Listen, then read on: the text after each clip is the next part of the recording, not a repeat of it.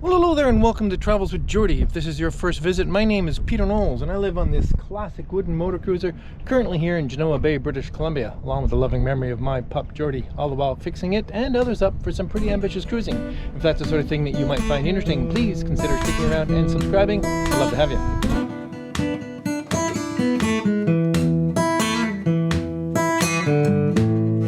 And yes, I'm back in Genoa Bay after a lovely 6-week or so cruise of the Sunshine Coast and Desolation Sound.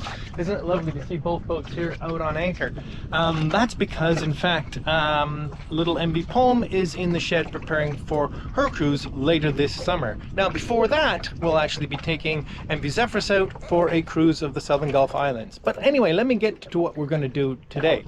It's sort of bittersweet for me today because this is sort of the end of MV Geordie's cruising season for this year. And in fact, as I may have mentioned before, MV Geordie is going to spend the winter in the boat shed having some really substantial work done, which I'm going to talk to you about in this episode, as well as the general state of MV Geordie, my plans, and where I'm moving forward from here.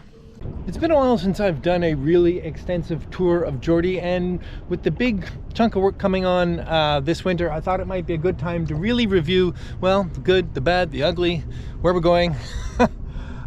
So we're gonna go through every single inch of MV Geordie and talk about what's good, what's bad, and what we're gonna change. So let's start up here forward with the ground tackle. Geordie currently has 300 feet of 5/16 chain that was aboard Poem when I was gifted her, and much more suitable for Geordie. It also has this stainless steel bow roller, which is a folding roller, which was intended to make the anchor self-deploying, but it's actually a piece of junk, and I'm going to try and replace it with a beautiful bronze period piece, because there are plenty of anchors that make themselves self-deploying as they are. Most notably the spade anchor, which is at the bottom of this chain right now. Fabulous. This is the original anchor roller that was on here when I bought the boat, and I cannot remove it. I'll just have to try a little harder. Currently, the boat has the brand new Plath windlass on it, which again came from Poem. It's a lovely windlass. I'm not sure if it's going to stay here or in fact it'll go back on Poem, and the McMurray, which I have bought for Poem, may end up here. We can move on. Okay, starting with the bulwarks. They're teak, they're not original, and they're not in very good shape. In fact, they're in rather bad shape with a ton of splits and stuff that I've been holding together, and it really is quite unfortunate. So the bulwarks will be replaced with mahogany, Sabelli mahogany this winter. The rub rail, not too bad. Also teak, also probably done at the same time in the early 90s, in reasonable shape. But if you look closely, you can see the cloth of the fiberglass deck that was done at that same time underneath the bulwarks and down underneath the rub rail. So because I'm going to replace the fiberglass deck, I'm going to have to remove the rub rail, and at that time I think I'll just replace it in mahogany so everything is the same. Anyway, carrying on, planking up forward is remarkably fair. Obviously there's a few little seams you can see, but it's really not bad and it's in good shape. Portholes are great. I have the rings for them and they're bronze and they're in great shape. Cabin sides on the boat are original and they are Honduran mahogany, but they gotta go. They're just too rough to ever be able to get them to be really, really good. If you look right here, this is actually a body filler patch that someone had done in the past, and I had sort of fake grained it with some stain, and in fact it's sort of worn off and it's not holding together very well at all. The entire windshield was replaced at some point in Douglas fir, and it is completely coming apart. We'll get up there and have a better look at that after. Moving aft, the window frame for the sliding side windows, also Douglas fir. Now this side is not so bad, but the other side is completely rotted off. The actual sliding windows are in great shape and I'll reuse them. Long-time viewers will know I've actually refinished these twice already, and of course not really, because the last time I never even got any varnish on them. Shame. Anyway, lots to be done there. This piece, which I call the swoop on an Ed Monk design boat, is in teak. It was largely steam bent, although there's a small lamination at the bottom, huge splits in it, both sides. It'll be replaced again in mahogany. The tow rail and the rub rail here, again as forward, will be replaced. So a little more reviewing of the cabin sides. There's just such a mess going on here with various places you can literally stick your finger through. It's just very, very sad. This is all a repair someone had put on in advance. This part of the cabin sides would have come curving forward and met the house cabin side without all these repairs, but these are just covering rotten ends that are underneath all of this. This poor mahogany is not in good shape. Again, carrying on to the aft cabin, we have all kinds of trouble here. A lot of this was caused by the fact that this window is actually an RV window. It's a plastic slider bought from an RV company that had been sort of trimmed out with this trim. At the same time, a lot of work was done on this boat in the 90s, but there's just a lot of water and wood damage in through here. Tons of splines all through. This trim, as I mentioned, was done in the 90s, and it's actually not Honduran mahogany, it's Merente, about the worst mahogany that ever was. Very, very light and very porous and rots quite easily. So as you can see, there's just it's just a mess. Anyway, so lots of things that would be very, very hard to save here. Carrying on, we have a huge spline through here, a bunch of fasteners that have always given me trouble at this back bulkhead, and again, just general deterioration all through that section. This is a good place to talk about how the cabin sides are actually installed. You can see a little curb down here. Well, this is basically a curb piece, very much like the aft bulkhead window was put on MV Zephyrus last fall, if you were watching. So basically this piece comes up to about there, and there's a rabbet cut out of it for the cabin sides to sit in and fasten through. In some cases these are just screws, in some cases these are carriage bolts that go through, and there's nuts on the inside. And the fiberglass deck, which basically rolls over underneath the rub rail, the tow rail, and up over here a little bit. It works quite well, and I'll redo it in largely the same way, although I will completely remove all this fiberglass, tidy everything up, and redo it perhaps the same way, perhaps running the fiberglass into the rabbet so that this is a more watertight joint. So the point here is, although I'll be replacing the cabin side mahogany, the sill at the bottom, and a similar piece up at the top, which is on the inside, it'll be easier when I show you there, not this brow rail, but up inside, this structure will probably be retained, guaranteed almost, and they'll retain their original heritage of Honduran mahogany. So if you run around the aft end of the boat, we have kind of a not bad but sort of mismatched chunk of teak here on the cap rail, or the covering boards, or whatever you want to call it. But now we can move on to, well, a real mess, and that's the transom. All right then, so there's lots going on here. I can't say if this mahogany is original or not. It's certainly in rough enough shape to have been. It has massive splines in it where it's been shrunk and cleaned up and various problems. Some patches, quite a few actually, especially below the level of the swim grid, which is kind of ugly. Fasteners are just a mess in it. Up here, this strip here is actually the edge grain of the plywood deck exposed. Water damage all through. Okay, bottom line is, for sure the transom needs to be replaced, and that's a massive job. And until I get it off, I won't know whether the inner structure, which is diagonal planking, which I can see from the inside is in really bad shape. I know there's a fair amount of delignification, very much likely from some electrolysis issues when the boat was bonded. Again, just to review that quickly, when I got MV Geordie, it was bonded. In other words, every piece of metal on it below the waterline was connected together. And if you want to know my view on bonding, that's bad. Okay, so obviously there's no transom door in it at this point, and there hasn't been for a while, and that's because I really didn't feel like building a new transom door in this ugly old transom. So when I build a new transom, that'll all go together in one nice tidy arrangement. The name, some of you will remember that I did this a couple of years ago with a couple of cans of spray paint and a stencil. Yeah, the gold could use another little bit, but I think it'll last through to the new transom. I love the format of the name. It'll go right across the entire transom, and with any luck, it'll be in custom cast bronze. But who knows? Swim grid. Well, it's fiberglass. It's horrible. It's got a fish thing tank live well, I don't know what thing in it from some point, and I'm not going to stick the camera too far under, but it's got some really sketchy stainless steel brackets that only come this far out, so there's a lot of cantilevered strength here. Lots to be done with the trim grid. In other words, building an all new one out of teak, proper slats. That is a massive undertaking, mostly in the elements of finances and with new brackets. So lots to do there. Okay, now back up on deck. Well, we talked briefly about the ground tackle setup, and the windlass will probably go back to the McMurray windlass, and I can show you that later. But everything up here is going to be redone. Certainly the bow roller, getting rid of the old one, whatever windlass is going to go in. This old hawsepipe thing will be gone. All the switches will be arranged. That old Danforth anchor bracket will come out. There won't be a cleat here. There's a lovely new Samson post in bronze that I've just been gifted, which we'll talk about. And of course the cleats are also a mess. So everything here is going to be redone.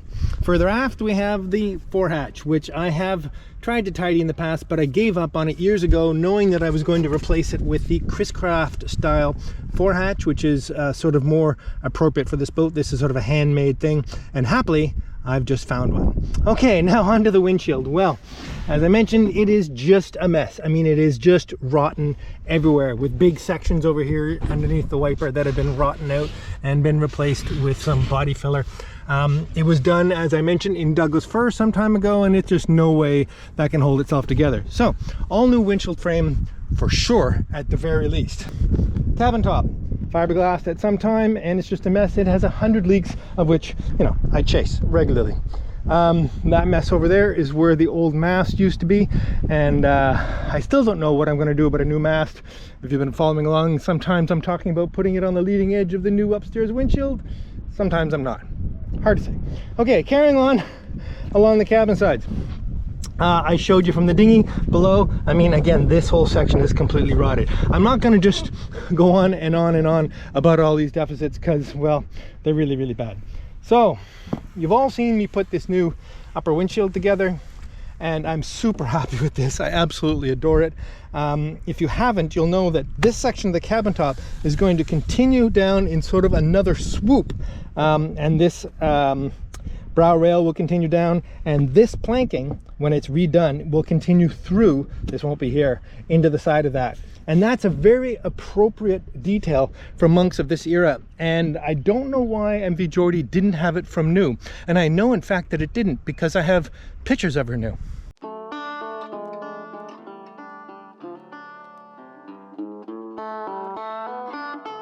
See, isn't that neat? And never had the swoop, but I think it's appropriate to add it at this time. Okay, well, the canopy, the canopies. As controversial as these have been, what an amazing asset they are for cruising in the summer. Great shade, great protection from rain when it drizzles. I mean, they've just been fantastic. And, well, every boat needs a big bimini or some sort of thing. Newer boats would have what I call the oxygen tent, which is fully enclosed, which I'm certainly not doing. So, yes, it will be revised, and there'll be a new version of this for next year. What it'll look like, I have no idea yet, but probably slightly more elegant than this.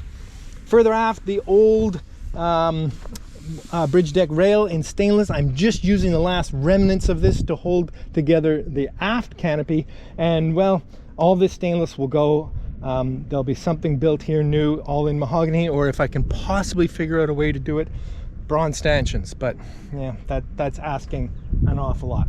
Just a glance starboard side here at, well, this is the very worst example of what's going on in the cabin tops here, but all of this fiberglass work has to be redone. Now, on that, many boats of this era, all boats when they originally built of this era, were actually canvassed and then painted over the canvas to create a waterproof membrane. And I've done a ton of research on it already, and there's a couple of different products, and it's possible I will end up recanvassing the top rather than fiberglassing, but as with so many things, more on that later. Into the cockpit, I can generally say that I'm very pleased with the way this has come together. If you've been watching a long time, you'll know that actually I completely rebuilt the whole back end of the cabin many years ago when I first bought the boat. So this is all new right through, and I made that new door at the same time. There's some small deficits in here that I need to deal with. I've yet to decide exactly how I'm going to seal them down here to these new benches that I put in, and I've yet to actually varnish the bench themselves because I have a chronic bit of moisture cupping on here, and I don't want to seal the top of it until I can make sure I can get that cupping out. It's pretty close, but I do have to work on that. But on the whole, it's been fantastic. There is a massive amount of storage under here, and I'm going to optimize the way that works over the next little while. Of course, that same detail carries through and onto the back of the transom. Of course, largely unfinished because the sole. Now, the sole has been difficult for me. This I actually built at the same time I redid the aft bulkhead, and I intended to put a teak deck down in here, but I realized I was getting ahead of myself because although I had updated the tanks, they're rather cheap and they're not big enough and they're not in the arrangement I really want. So there'll be new tankage going on in here, which is of course the sewage holding tank and the freshwater tank, and I'm going to rearrange the way the bottoms of the lockers work. So as much as I had intended to advance this is going to be rebuilt yet one more time, although it'll be much simpler because I know exactly what I'm doing this time. And yes, it will eventually be teak, which is very, very expensive, but there you go. Along with cabin top repairs, I'll rebuild an all-new companionway hatch here because this one is absolutely had it, although it's technically still working. Let's go upstairs. Now, if you haven't seen how this works, this is quite nice. Just lifts up on a couple of cheap gas cylinders and it allows me access to the bridge deck. Now, I call this the bridge deck, but I happen to know that this is not actually a bridge deck. This is a bridge deck cruiser, which really is named that way because of the fact that the helm, the bridge, is raised up over the engine, therefore a bridge over the engine. So this tri-cabin center wheelhouse arrangement is what makes it a bridge deck. But since I bought the boat, I've been calling this a bridge deck, and all my friends do, so that's a problem. Messes on top of messes. Many years ago, I built this sliding window to enlarge this area from a tiny porthole that the boat had when it first came. But when I redid the interior, it didn't fit anymore, and it's basically been sort of hanging there ever since. Anyway, that's to be dealt with. This is the remnants of the old upstairs helm, including big hole that was in the deck for a chain drive to go down to the other arrangement here. And of course, this all has to be removed, tidied up, and prepared for the new upper helm, which I may have talked about more than a few times in the past, and had hoped maybe I might have got it in this summer, but that's the nature of hoping. There will be an upper helm right here, center, and I'm really looking forward to that because driving from up here is just so pleasant, so quiet, and just the view is just, oh.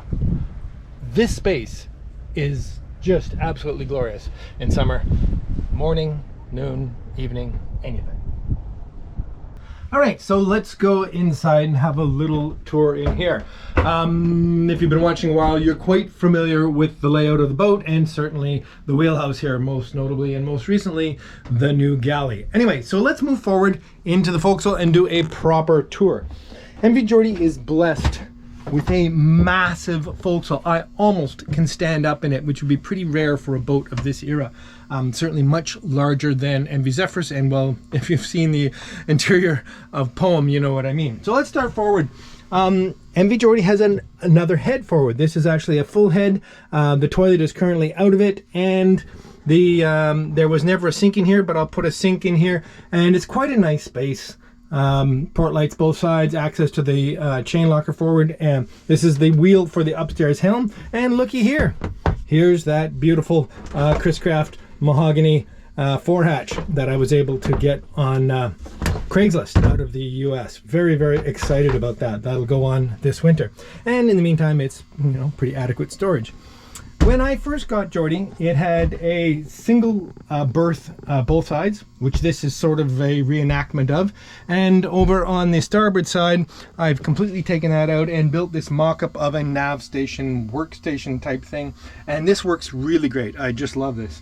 It's nice to have a place that's a little darker, out of the way, and where I do all my editing and all my 3D work. Again, if you've been watching along, you know that the electrical panel is also down here, and you may also know that it is some ways from being finished. So in time, this will all be rebuilt in beautiful mahogany with a hanging locker forward here, and as well to port, this single will become almost a double. And that's possible because I moved the companionway to starboard some years ago, widening up the port side, so it'll be effectively sort of a V-berth, because of course at the front it can't be full width, but it'll be, I think, quite comfortable, and this will be a nice guest cabin to have people aboard. Now in terms of structure, if you've been following me along, again, you'll know that I did an awful lot of work to the structure of the boat through the middle of the boat underneath the house, and which was by far the most troubled area. Forward here needs very, very little work, but in subsequent haulouts, and what I hope by that is the spring of 2024, I'll be able to do some resistering in here and some refastening, and basically tidy up this so that I can actually get ahead with finishing this cabin, which I'm really, really looking forward to. Okay, back into the house, which most of you are relatively familiar, as I said. The galley has worked out really, really, really well. I just love having it, and I think there might have been some confusion, although the top is only a mock-up. The actual carcasses, or the boxes, are the final, and I just have to put on a mahogany face frame and some nice doors and drawers. So this is going to work out really well, and I'm very, very pleased with it. The helm has just been a joy. I love that I moved the helm to starboard. If you may remember, the helm was originally on the port side on this boat, and I built all this helm, including this brass instrument panel, which I have not been so thrilled with. It's patinaing. Some sections turned out well, but anytime I spot a drop of salt water gets on it, it makes a nasty little chunk of corrosion, so I have to rethink that. But on the whole, it's worked out really, really well. There's lots of cabinetry to be built in here still, including all the dinette modular seating area. And if you'd like to see that in full 3D, and you haven't already, there's a link up here, or probably up here, that you can go and have a look at that, and you can see what I have intended for this space. But you can see for now, there's definitely an awful lot of work to do in here, but on the whole, everything in here is working just as I hoped it had. Okay, let's move aft. Almost all these monk cruisers were laid out almost exactly the same way. So when you came in through this companionway, there'd be a dinette immediately to one side, depending on which side the companionway was on. So this would be a dinette. Forward of that, which this boat had, forward of that was the galley, which was here, and opposite that, a bathroom or head, and a little settee, a little bench seat. Sometimes the back would fold up to make sort of bunk beds. Now, I really, really, really wanted to make sure, as I lived aboard, that I could have a proper full-size bed. I didn't want to spend the rest of my life sleeping in a V-berth, so this is a full-size double residential pillow top mattress, and it is quite comfortable. So I have effectively turned the entire aft cabin into, well, the master's cabin, and that's working out really well. The section that is still in serious mess here is what I guess will be the dresser. This will be all in built-in mahogany with doors and drawers, and there'll be a cabinet door in front of the combination washer dryer here, which I adore. This is what makes living on a boat an absolute joy. Well, one of the things anyway. Some years ago I built this wardrobe unit, which has worked very, very well. It's kind of a cheat. The wardrobe is only from here over. The end is open from the side here, so I use it as a little like a wet locker, almost hanging locker, just for stuff as I come in and out of the boat. So only touched on this cabin so far. Of course, everything is mock-up. There's just pieces of strapping holding up the bed, and well, tons of junk under there. So lots of work to be done in here, and again, it has to wait until I finish new structure underneath the sole here. Now, this section of the boat is actually in pretty good shape as well, with the exception of frames, because as we move aft, the frames, the ribs of the boat, get to be a sharper and sharper bend, so that there are more than a few, and there's probably a dozen in total, broken frames as we work our way back through the boat. And when I say broken, I don't mean snapped, but splits in them. So there's going to be a fair amount of sistering in high density molecular weight plastic, as well as some other techniques, and if you've been following along, you know what I mean by that. But that has to be done before I can really dive into doing the rest of the cabinetry in this part of the boat. And that maybe this next spring's haul out, it may be a subsequent haul out, because I still have to do all that work as well in the cockpit, and I don't think I can get all of that done in one haul out, especially seeing, as I mentioned, I'm going to try and put a new transom on at the same time, so too much to do. Let's have a quick look at the head. No one really enjoys a tour of a bathroom, but there's something neat about this one. Someone went to the trouble in the early 1990s to fiberglass this entire space. And to be fair, they did a pretty darn good job. So what is good is good. What is not so good is gotta go. So I'll be using the best parts of this space and redoing a totally different vanity, getting a little mahogany in here, covering up a lot of this mess, moving to an electric toilet, and not a grate for the shower. In other words, not like a sailboat type grate, which is what it is now, just a pan. Because of course, motorboats don't heal very much, so there's no real reason to have a deep pan under a grate. Plumbing, of course, is very temporary. It used to be here for the shower, but of course, that's a kitchen cabinet right there now, so I need to build something in here. But fully functional, and I'm awfully grateful for it. Being a, what I guess they call a wet head, the whole bathroom is a shower. Works just great. Anyway, so I think that pretty much sums out what's going on in here, except there may be a few of you who haven't seen underneath the Wheelhouse sole. Yes, indeed. A couple of years ago, I was having serious problems trying to figure out an engine that would work in this boat. And well, yes, this beautiful, brand new Bain Marine 60 horsepower diesel engine came to me by way of very kind donations through a GoFundMe from all of you. And I am so incredibly grateful for this, because that motor is what makes this boat an absolute joy.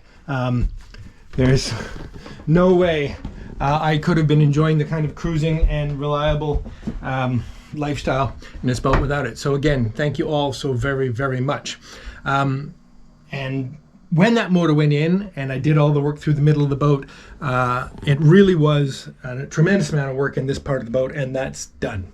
Well, then it is clearly evident that MV Geordie still needs a tremendous amount of work to be the motor yacht that I really want her to be. And that doesn't bother me one bit, mainly because from now, in fact, from a couple of years now, it's been a fully functional, very pleasant to live on and cruise on motor yacht. And the stuff that's remaining to do really is just going to make it that much nicer. And of course, I have all of that to thank you all for, the generosity through the show, and of course the people that supported me to put the engine in have completely transformed Geordie from a pretty rough boat, if you've been watching from the beginning, to moving along to be a pretty nice boat. So it's going to be a lot of work, and it's going to be new wood, so the boat won't be completely original, but it's going to be as beautiful a boat as I can possibly make her, and I'm so excited about that. Lots of work. Well, hello there, and welcome to the newly reintegrated Travels with Geordie Beer of the Week. Yes, indeed. Let's get straight to the beer. This is from Brave Brewing in Port Moody, British Columbia, and it is their First Date Hazy IPA, and I've never had it. I've never even heard of the brewery. I'm really looking forward to it. Well, it has been quite a project, trying to figure out exactly what I'm going to get done with Geordie over the winter, and starting a bit of a spreadsheet for materials and costs and stuff like that.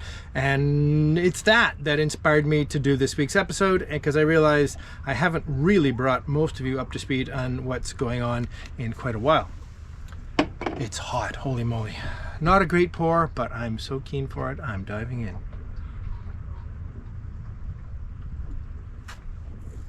First Date Hazy IPA from Brave. I got mostly foam.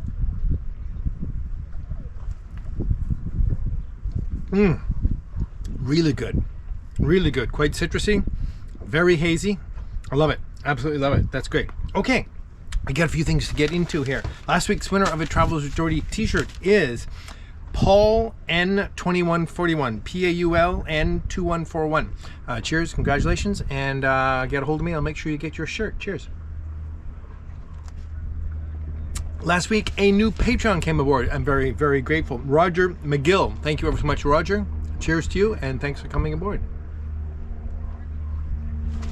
Now, having returned to home base, so to speak, we were able to drive down to Victoria to the post office box, and there was a pile of stuff, some of which I'm going to show you now.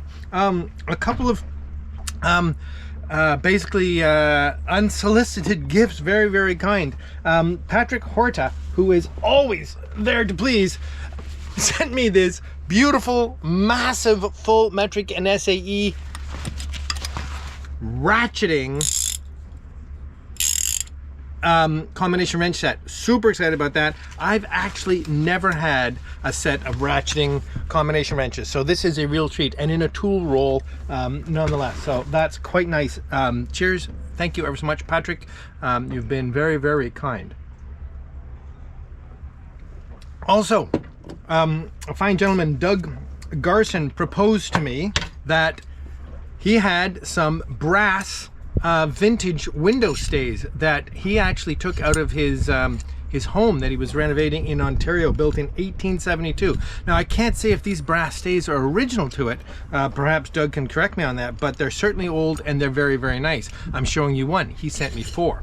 And these are very, very nice. And these are going to solve the problem on Pome I have, where I don't have a matched set of stays for 2, maybe 3, maybe 4 windows, so it's perfect that there are 4 of these. These are really, really quite nice.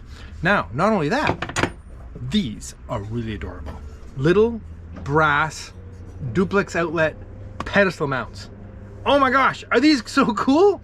These are going to solve a number of problems in both boats where I need to put an outlet in a place where I can't get wires behind, most notably on the top surface of the dresser in the aft cabin on both boats, where the back surface is the outside of the boat and you can't get wires up for. I'm not going to put a plug flush with the bottom, so these are going to look absolutely gorgeous sitting in the corner.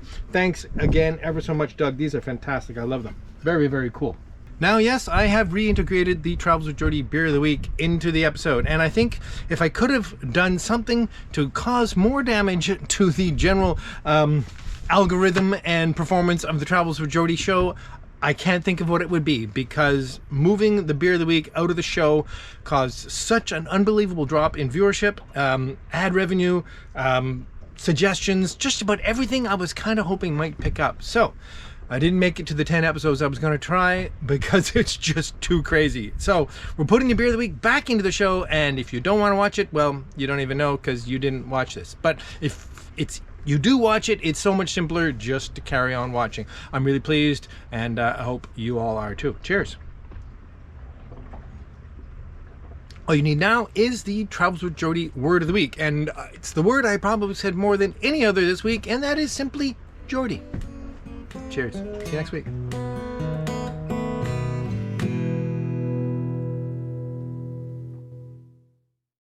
Currently here in Genoa, British Columbia. Oh, Genoa Bay, Peter. Genoa Bay. Oh, now we have a plane. Both boats out here on, for crying out loud. Good. All right, well, there's an airplane.